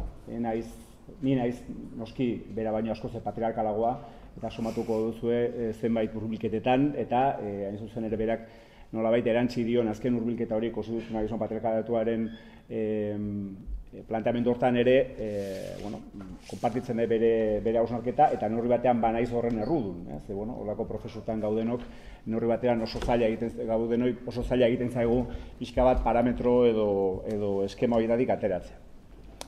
Askotan gertatzen zaigu Julei eta bioi, konpartitzen dugunean nolako hitzaldiren bat, ados ez baldin jartzen aldez aurretik, gauza bera esatera gatozela. Eta orduan, hori neurri batean alde batetik problema da, baina bestetik ere nik uste zenbait ideia berresteko, oinarritzeko eta sakontzeko baliagarria gerta daitekeela. Eta abantaila txiki bat badut, eta irudiek laguntzen dutela askotan, Julek botatzen ditun ideia zaparra da potente eta sendoiek pixka bat, lasaitasun eta patxada pixka gehiagorekin ikusteko, gero batez ere eztabaida ilustratze edo argitze aldera. Egia esan da, eritzak kontubatu zeintzan titulua, konstituzionalismoaren titulua, eta nik egin nun beste hori da, herrigintza eta konstituzionalitateari buruzko erreflexio orokor bat, eta enaiz hortaz lotu titulu horretara, konstituzio gintzaren gai horretara. Egia da, gero, agian debatean, solasaldian, aukera izango dugula, konstituziogintzaren inguruko zertzelada batzuk emateko. Esan bezala, irudiak jarriko ditugu, baina irudiak neurri batean irudi zaharrak dira. Hemen batzuk seguramente ezagutuko dituzu ez, duela 10, 15, 20 urteko kategoria teoriko oso antzekoak erabilita ulergarria gerta daiteke gaur egungo egoera, eta espero dezagun baita ere etorkizunean gure herrian gertatu daitekena edo nahiko genukeena gertatzea. Kategoria horiek ezin dira bereiztu, Julek aipatu bezala, egoeraren analizitik. Nik uste beti politika klasikoan lehenengo urratsa edozen estrategia eta planteamendu egiteko momentuan koiuntura analizia da. Eta koiuntura analizia zorrotza, argia eta zehatza izatea eta argigarria izatea. Koiuntura analizi horrek kokatzen gaitu, aipatzen zen, globalizazioaren fase izugarri basatian, azkarrean, modernizazioak jauziak ditu, eta modernizazio horrek azken 10-15 urtetan izan duen jauzi kualitatiboa izugarria izan da. Eta hortaz, neurri batean, zizeken pixkat esaldi famosoa egokituz, esango nuke, gure herrigintzan jokatzen ari dela unibertsoko herrigintza, edo gure demokraziaren eraikuntzan jokatzen ari dela unibertsoan dagoen demokraziaren eraikuntzaren borroka. Eta hortaz, konsiente izan behar dugula, eta konsiente izan da, jakin behar dugula, konektatzen, beste oso modan dagoen beste bi aditz erabilita, sinkronizatzen eta sintonizatzen munduan gertatzen den horrekin. Historiara pixka bat itzuliz, eta kokatzeko gaur egungo fasean, zindan fasea, modernizazioaren fasean, hau, botako dizuet, ze aspaldian erabili izan dudan eskema bada, hor batzuk ezagutuko dituzu aingeru, hor ikusten zaitut azkeneko lerroan. Eta da, Karl Brandtek egiten duen analisi bat, esplikatzeko alde batetik zentzu dian modernizazio jauzi kualitatibo nagusiak 1830 inguruan, 1880 inguruan, eta 1950 inguruan. Fase historiko horietan Europan, batez ere, modernizazioak eta modernizazioarekin batera dozen prozesuak, industrializazioa, urbanizazioa, sekularizazioa eta bar, jauzi izugarriak izan zituzten. Eta jauzi horiek egonezak sortzen dituzte gizarteetan. Horrek sortzen dute noraeza, sortzen dute beldurra, sortzen dituzte zalantzak, eta horien aurrean nolabaiteko erantzun ideologikoak bideratzen dira. Erantzun ideologiko horiek berdinak izan dira Europa osoan. Eta Euskal Herria sinkronizatuta eta sintonizatuta egon da. Erabat, Europan 19. mendearen hasieratik modernizazioak izan dituen jauzi horien erantzunen marko berberean. Lehenengo jauzia baldin bada 1830-an dagoen lehenengo modernizazioaren jauzia, horren aurrean, hemen nolabait karlismoak modu orokorrean beti gora eta goitik bera herri perspektiban eta baita ere notable edo handitxo edo jauntxoen perspektiban, hor bada reakzioa aurre moderno bat. Eutsi diezaiogun aurreko munduari. Eutsi diezaiogun guk ezagutzen dugun mundu horri. Bigarren erreakzioa 19. mendearen amaieran berriz ere azkartu egiten da modernizazioa, eta bigarren reakzioa Europan, munduan esango nuke, eta baita Euskal Herrian ere izango litzateke erantzun ezkor bat. Galduta dagoen mundu baten defensan, jada galduta dagoen mundu baten defensan burutzen den erantzuna. Gainberaren ustea, naturaren idealizazioa, garbikeria, argi dago, hortan ere gurean erantzun oso nolabait sinkronizatua eta sintonizatua izan zela. Eta azken modernizazioaren jauzia, kritika kultural, artistiko, idealista, utopikoa, ezkertiarra, gizarte mugimendu berriek dakartena, 50-60 hamarkadan, munduan, Europan, gertatzen da, gurean ere, noski islatzen da argi eta garbi. Hau da, azken 2 mendetako historia. Kontua da, orain, nun gaude, eta zein da guk orain eskuartean daukagun erantzun ideologikoa, neurri batean, sinkronizatu eta sintonizatu beharko genukeena munduan gertatzen den horrekin. Zer gertatzen ari zaigu edo zein da momentu honetan nola definitu ditzakegu gaur egungo prozesuak. Julek aipatu ditunak alde batetik, argi eta garbi hor irudi horretan agertzen dira, eta baita ere Juleren planteamenduan dauden zenbait elementu kontzeptual saiatuko naiz pixka bat argitzen, denbora emango dugu hau azaltzen. Eta gero, kokatuko dugu ere pixka bat marko ideologikoan. Ze punturaino marko ideologiko bat osatu daiteken Euskal Herrian horri guztiari bide emateko. Klasikoa izan da betidanik bereizketa tipiko hirukoitz hori, estatua, gizartea eta merkatua. Ze egoeratan gaude momentu honetan? Ezin daitezkela bereiztu. Estatua, gizartea eta merkatua. Horregatik, herrigintza, estatugintza eta naziogintzaren inguruko eztabaidak aldatu egin dira. Eta horregatik, Txolik aipatzen zituen kontraesan batzuk agian ez dira kontraesanak. Da, neurri batean egoeraren adierazpenak direnak. Horregatik, estatugintza ze punturaino egongo dan konfliktoan herrigintzaz, ezin da bereiztu. Nire ikuspegitik, eta nik uste Julekin egiten dut bat hontan, gaur egun estatua, gizartea eta merkatua sinplifikatuz daude elkar eragin eta elkar kolonizazio eta borroka etengabean. Argi dago, merkatuak kolonizatu egin duela gizartea, kolonizatzen ari dela gizartea, hor liburu interesgarri bat, La Sociedad del Rendimiento ezagit irakurri duzuen, baina oso liburu interesgarria da. Bizia da esplikatzeko ze punturaino Julek aipatzen du beste kontzeptu bat erabiliz, privatizazioa, baina azken finean gauza bera da neoliberalismoak kolonizatu duela, kolonizatu gabe zeukan eremu bakarra, eta da, gure eguneroko bizitza, aisialdia, bioboterearen eskemak jarraituta, Fitbit pulserakin, badakite zenbat taupada, zenbat pauso, horrek errendimenduaren kontzeptualizazio batean kokatzen gaitu, eta errendimendu hori gainera lehia bezala erabiltzen da ondokoarekin. Eta orduan, badakigu, zebe denbora eman dugun, zegamatik aizkorrira, eta beste horrek zenba denbora eman du zegamatik aizkorrira egotzeko. Eta orduan horri batean dago, errendimenduaren kontzeptualizazio hori, eta liburu horrek aipatzen duen bezala, norberaren optimizazioa. Ikuspegi oso individual batetik, norberak bere burua optimizatu beharra.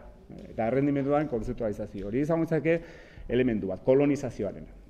Noski, gizartea ere, saiatzen da, merkatua kolonizatzen, ez dakit, kolonizatzea igual, hor euskago gorkata baineat, ez dakit kolonizazioa da hitza, baina saiatzen gara ere gizartea zentzu orokorrean aztertu da, ekimen sozialaren ikuspegitik, merkatuan ere jokatzen edo jolasten, ez dakit zein den hor aditz egokia, baina hor ere egon behar dalako. Eta orduan, ekonomia solidarioaren ekimenak izan dezke besteak beste adibide, baina adibide asko daude, ekimen sozialetik ere, merkatuan jokatu behar da, merkatuan gaude, nola baita esan da.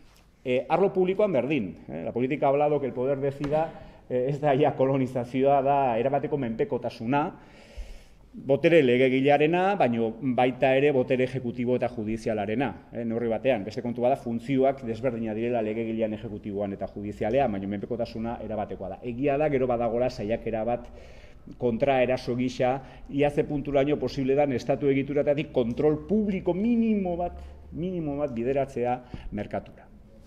Eta gero daukagu, aliantza naturala, eta hori izango litzateke neurri batean, proposamen bezala planteatu dezakeguna. Eta da ze punturaino posible den aliantza batzuk sendotzea estatua eta gizartearen artean, edo nahi baldin bada estatugintza eta herrigintzaren klabe horietan, publikoa eta komuna den ardatzean.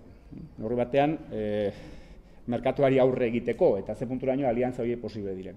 Euskal Herrian daukagun indar harremana azken finean da sekretua, ez da genetikoki inor baino demokratakoak garenik, edo inor baino ezkertiarragoak edo berdinzaleagoak, indar harreman jakin badago historikoki ereiki eta egituratu dana, kontestu bat badago aliantza moduko hori, edo aliantza horiek, publiko eta komunaren defensan, artikulazioan, estatugintza eta herrigintzaren artikulazioan, agian posible egiten dutenak beste panorama bat. Osa, borroka globalean ari naiz. Borroka globalean gu ere izateko ez irla bat, baina bali badago artxipilago bat, pixka bat, herrigintza, estatugintza, ikuspegi demokratizatzaile batetik landu nahi duena, gu izan gintezke artxipilago hortan piezatxo bat, irlatxo bat.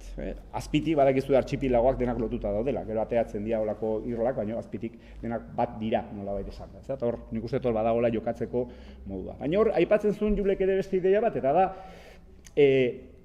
prozesu hortan edo aliantza hortan bideratzen direla estatugintza, naziogintza eta herrigintza prozesuak. Eta horiek ez direla neutralak, ez direla onak edo txarrak, horiek direla hegemoniaren borrokaren eremu. Eta horregatik, badauzkagu estatugintza, naziogintza eta herrigintza nolabait demokratizatzaileak, Eta baditugu estatugintza, naziogintza eta herrigintza desdemokratizatzaileak. Eta hor borroka hegemonikoa dago. Nola ulertzen dugun gurean, Euskal Herrian, estatugintza, naziogintza eta herrigintzaren kontzeptuak. Hor, pixka bat definitu nahian edo estatugintza, naziogintza eta herrigintzaren nolabaiteko azalpen definizio batzuk proposatzen ditut. Bakoitzak prozesu bakoitzak badu bere helburua nolabait esan da. Estatugintza azken finean, estatus juridikoaren eskaera eta lorpena, hor barra horrek badu garrantzia, ze hor batera dator eskaera eta lorpena, badator prozesu materialak estatugintzan egunerokotasunean burutzen ditugunak, eguneroari gara estatugintza egiten, eta kristalizazio guneak. Kristalizazio guneak ikuspegi konstituzional formal batetik egituratzen dutenak botere juridiko-politiko bat. Eskaera eta lorpena, noski, materializatze lurraldezkoa. Horren helburua da eraginkortasuna, neurri batean. Efikazia zergatik, zuk neurri batean badaukazulako agindu bat beharrezkoa bilakarazteko gaitasuna. Eta agindu bat bilakarazteko gaitasuna da estatugintzaren gakoa. Horregatik horre, berkontzeptualizazio bat egin behar da ere estatuarena.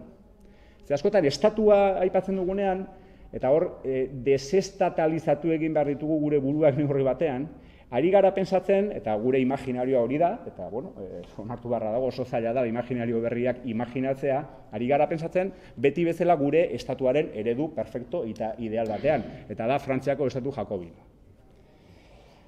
Estatu bezala, estatua, badakigu, bere bandera, bere mugak, bere kolorea, mapan, estatu bat, administrazio frantzesa, plan, eta hori daukagu buruan. Eta Euskal Estatua aipatzen dugunean, hori daukagu buruan, bagian hori aldatu behar da. Hori aldatu behar da. Osa da, erabaki eraginkorrak hartzeko gaitasuna emango dizun egituratze juridiko-politiko lurraldezkoa, hori da estatua. Eta gero eta gehiago hori izango da. Horregatik, Gerreziak estatua du, baino ez da estatua. Edo arlo askotan ez dauka gaitasunik bere erabakiak eraginkorrak bilaka daitezen bere lurralde eremuan. Hortaz, estatua, bada estatu Westfaliarra, nahi balin badezu. Pixkat, horti datozelako estatu modernoak, baino ez da estatua ikuspegi material ontatik. Naziogintzan gauza bera gertatzen zaigu, historia jakin batean osaketa eta ondare kulturalaren errekuperazioa eta garapena. Helburua hor zein da elkarkidetza. Elkarkidetza da prest egotea sakrifikatzeko nere posizio soziala, nere naziokide baten mesedetan. Hori da, azken fina, solidaridadea, binkulo komunitario minimo bat eukitzea, behartuko nauena, behartuko edo erreztuko duena nere sakrifizio individuala beste baten izenean. Horregatik, nazioaren kontzeptuan, nazio kontzeptua bera ere desnazionalizatu behar da zentzu batean. Horregatik hor, igual gero azta bai da pixka sartuko gure artean, baina Sabinararen nazioa, eta PTV-ren nazioa, eta gaur Euskal nazio bezala definitu dezakeguna, edo bihar definitu dezakeguna, oso nazio desberdinak dira. Berrasmatu egin behar du Euskal nazioa. Horregatik, nik ez dut konpartitzen planteamendu bat pixkat oso politikoki lotuta dagoena garaiko egoerara. Onartu beharko dugu Euskal Estatu bat nazio identitate desberdinak izango dituena, ez. Onartu ezaken momentu honetan jendeak individualki nazio identitate desberdinak dituela. Ni nahiko nuke Euskal nazio berkontzeptualizatu bat eraiki eta hori bilakatzea gure Euskal herritarron arteko binkulo komunitario, elkarkidetzarako binkulo komunitarioa definituko duena. Eta noski, ez ezagun prozesu honetan nazioaren elementu nolabait historiatik datozen zenbaitzuk artikulazio horretik kanpo gelditu, baina hori ere hegemoniaren menpe dago. Sabinararentzako euskara etzan zentrala. Eta borroka hori ere hegemonia menpe dago, eta ez dakigu bihar etzi Euskal Nazioa definitzen dugunean, Euskal Nazio hori euskaran oinarrituko den, edo oinarrituko den gure azalaren kolorean. Hori hegemoniaren baitan dago borroka hori ere. Eta hortaz, nazioaren kontzeptualizazio berri bat beharko genuke. Eta herrigintzaren kasuan, azkenean hor bilatzen dena da gehien bat kohesioa. Ez bakarrik elkarkidetza, baizik eta kohesionatua izatea lurralde eremu bateko populazioa. Kohesio hori lortzeko berriz ere hor dago beste barratxo bat. Herritartasunaren edo ziudadaniaren osaketa, errebindikazio eta politika publiko barneratzaileen bitartez. Biak dira herrigintza. Horregatik herrigintza eta erakundea nik ez ditut ikusten kontra jarria dauden elementuak bezala, baizik eta herrigintza egiten du Osakidetzako txartelak eta herrigintza egiten duzu edozein herri mobilizazio bideratzen duzunean edo gizakate bat antolatzen duzunean. Erreibindikazio eta politiko publiko barneratzaileak dira herrigintzarengako. Horregatik pixka bat, horre batean, eskema dinamikoa jarriko genituzke planteamenduiek. 10 minutu. Esan bezala, prozesu historiko horiek izan didezke estilo batekoak edo bestelakoak. Demokratizazioa izan marko litzateke, hemen biltzen garenon, nolabait proiektu ideologikoaren klabetariko bat. Baina beste batzuk badaude. Eta Branden eskemara ekarrita, esango genuke gaur egun gurean, eta gu ere sintonizatuta gaude, zein da azkartze prozesuaren aurreko erantzuna. Hemen gaudenona, agian, izango da, jarraitzea gure hildo historikoa. 50. hamarkadan definitu gendun hildo historikoa. Bizkat, utopiko, idealista, ezkertiar, independentzia eta sozialismoa, elkartasuna, demokrazia, lerro horren jarraipena egitea, ideologikoki. Baina azkartze prozesu guztietan bezala eta Europan eta munduan erreakzio desberdina daude. Eta gaur egun dagoen berezitasuna da, agian 19. mendearekin alderatuta, dena dela patchwork postmoderno hortan dauzkagula erantzun mota desberdinak. Eta erantzun mota desberdinak batera gainera ditugula. Eta hori daukagu, aurre modernidadera itzuli nahi direnak, eta hori izan diteke ikuspegi nolabait naif batetik, auzolana, desazkundea, indigenismoa, hain ez pixka provokatzaile bezala erabiltzen adjektibo horiek, ezta? Edo, izan daiteke, bainat komentatzen gendun, ezta? Distopien kudeaketa horrek nora eramaten gaitun. Badirudi, ari direla prestatzen gu Armagedon baterako. Eta Armagedonak zer erakusten du, modernizazioaren prozesu historiko guztia pikutara doala, eta mundua zerotik hasi dara berriz ere. Berdin zaiz zombiak izan, virusak izan, asteroide bat izan, berdin du. Kontua da, zerotik hasi behar dugu. Zerotik hastea zer da? Da, erantzun aurre modernoa. Da, azken fina esatea, modernidadeak dakarren anabasa, kaos, segurtasun falta, horren aurrean, hau ezin da kudeatu, zero. Kasila esaldi da. Hor, eta erantzun hori badaude. Badago beste erantzun mota bat, ezkorra, nolabait Sabino Arararen filosofian kokatzen zana, eta mundu mailan xenofobia, meritokrazia, garbikeria, idealizatzea, iragana den pasatuta dagoen mundu bat, eta berdin zaitor Trump edo Paco Aristi. Norri batean, eskema oso antzekoa da. Oso antzekoa da, zezken finean da esatea, gotortu, garbitu, zentzu diaiek, zentzu gehagu, eta guazen definitzea gure eremu naturala eta beste eremu batzuk. Eta hor ere, dago, norbearen sinkronia, sintonia. Gu ez dira bizi beste mundu batean. Eta gero dago noski, gai gure jarraipen ideologikoaren lerroaren jarraipena.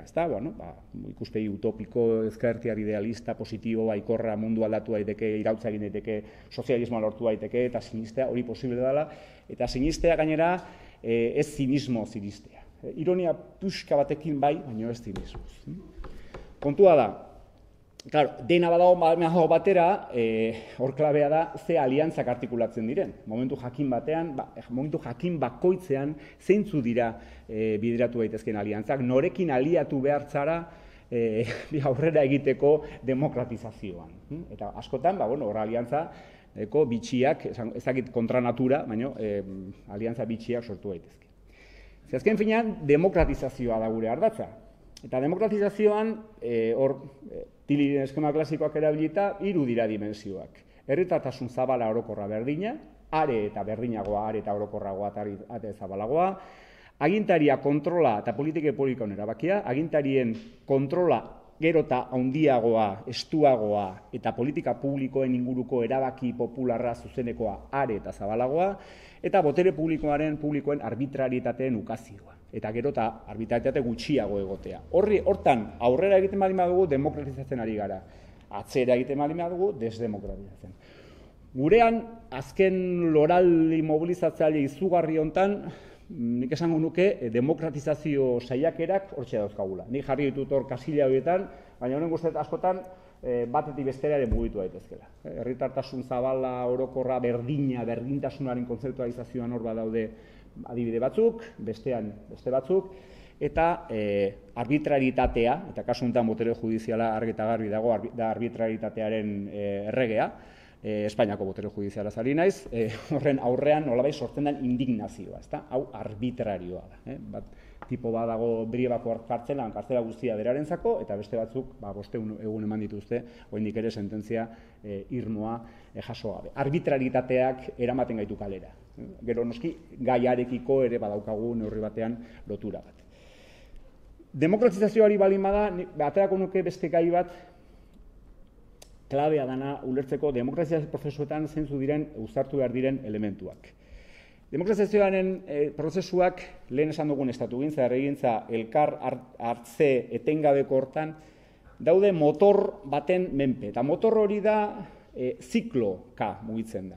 Eta orduan, kanpoan dagoen errebindikazio bat bideratzen da protesta bezala, adibiduk eta esate dutena parterik gabeko parteak existitzen ez danak, reivindikazio bat existitzen ez danak, berria dana ateratzen da, sistemak esaten du, hauek zertara datotzen nahi dute, gure pastelaren banaketa kolokan jartzea datoz, borroka, protesta, mobilizazioa, gatazka, polarizazioa, eta momentu jakin batean, indar harremanak neurtu eta konsensua, akordioa, instituzionalizazioa.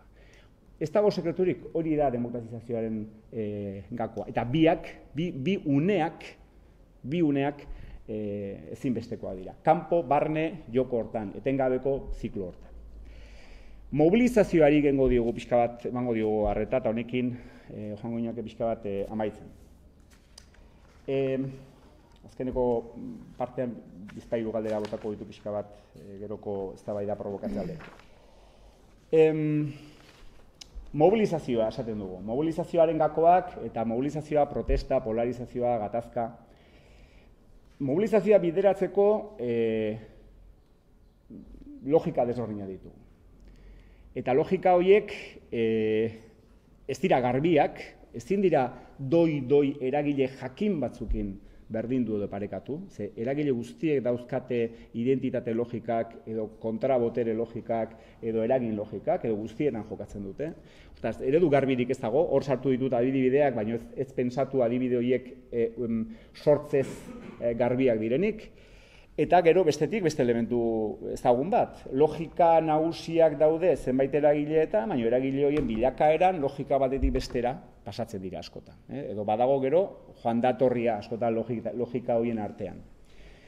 Identitate logikak azken finean zer aldarrikatzen du? Ekimenaren, herrigintzaren, mobilizazioaren autonomia. Eta autonomia horrek zer erakusten du? Eredugarritasuna, alternatiba argi bat badaukazula. Hor adibide batzuk planteatu daitezke, berriz ere diot logika nagusi bezala, baina hor bizimugi, elaren nolabait irakurketak, alternatiben herria, mentxe dauzkagu Gorka eta Beñat, eta horretuko pixkat nor batean eredu alternatibo bat badaukazu identitate logikan, eta identitate logika horren arabera eredu garbi bat planteatzen duzu. Baina horrek ere baditu bere arriskuak.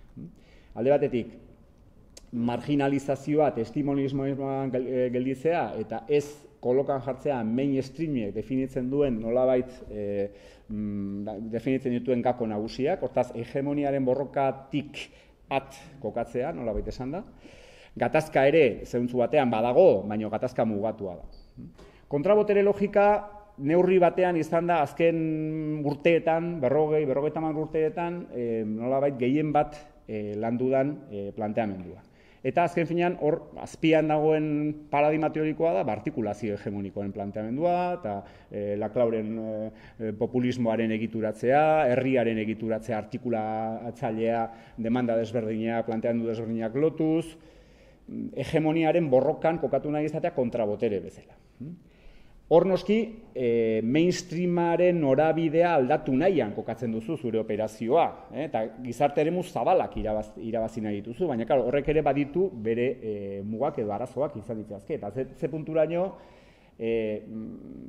elako batzuekin eztabaidan esaten ziate, ezuna da neoperonismo bat ezartzea Euskal Herrian, eta peronismoa, eta peronismoa gora, eta peronismoa bera, ezta?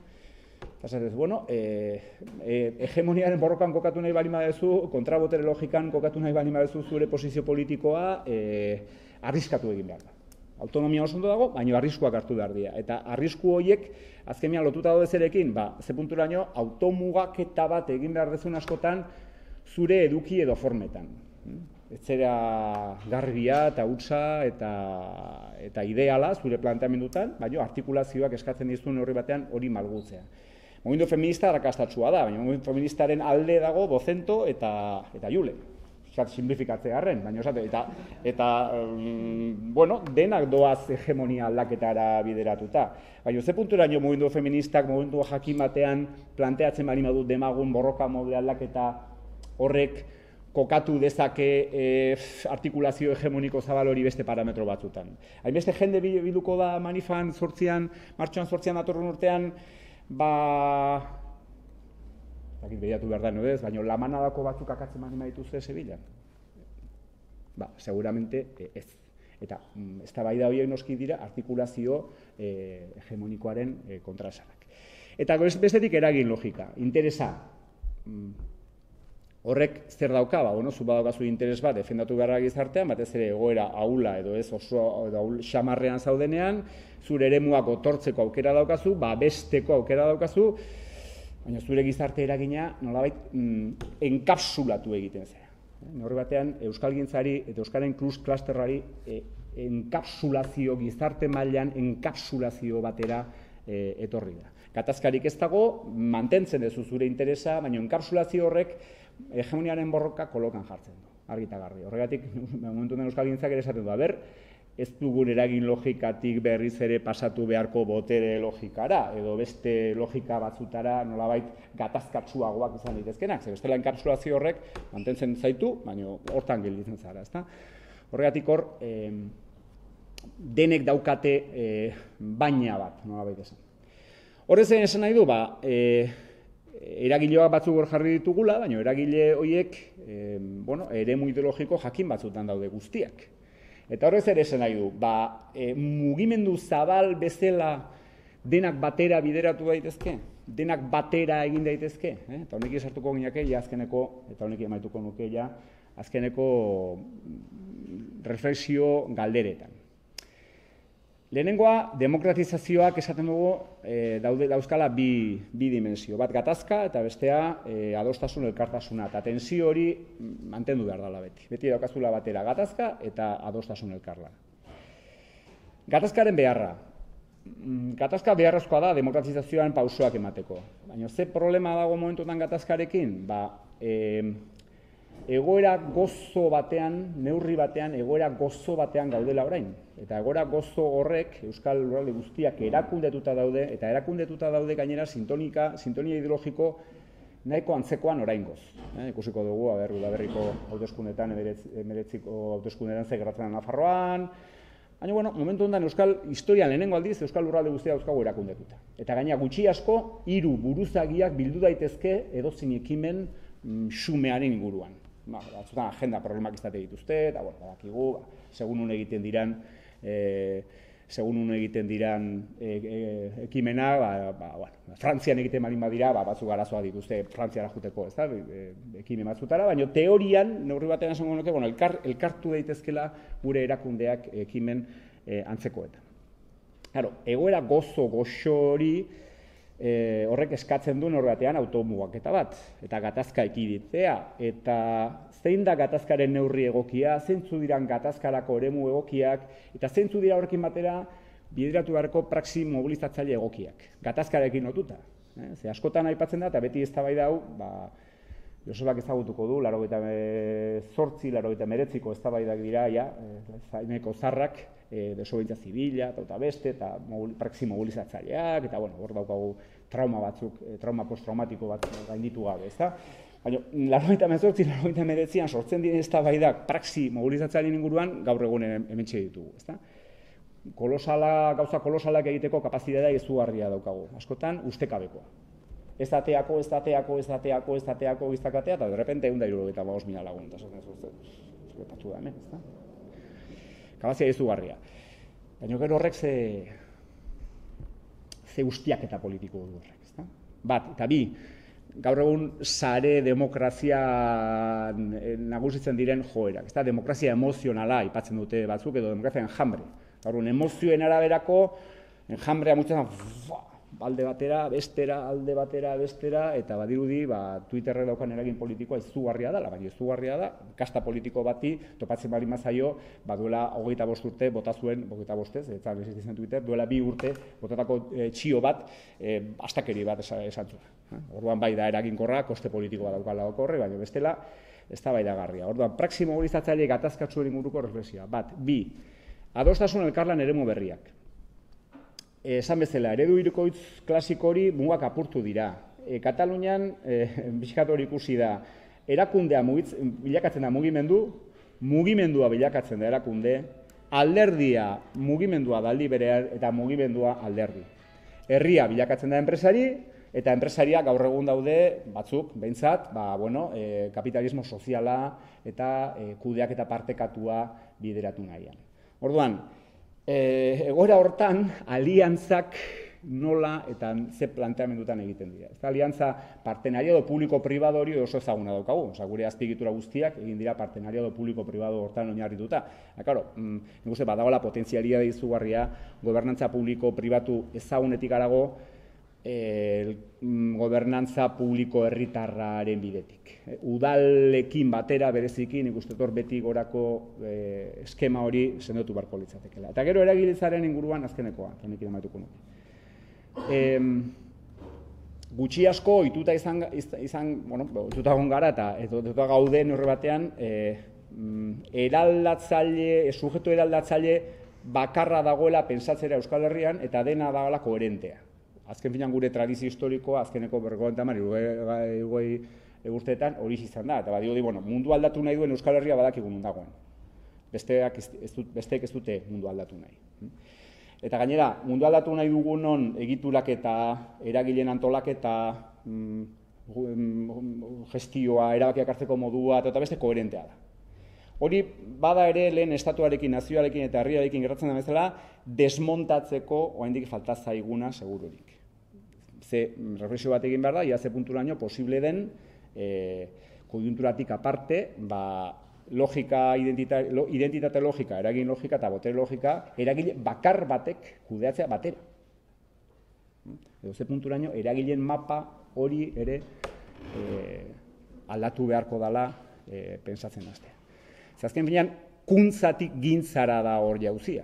Eta kuntzarako argi dago behar dezula eragile koherente bat, baina kuntzatik gintzara, kuntzatik gintzara, seguramente, oraindik ere mapa, eragileen mapa aldatu gabe dago, aldatzeke dago, ez dakit aldatzear, baina aldatzeke dago, eta hori ere aldatu beharko. Baina hori idea pixkat gero eztabaidarako luzatutako galdera.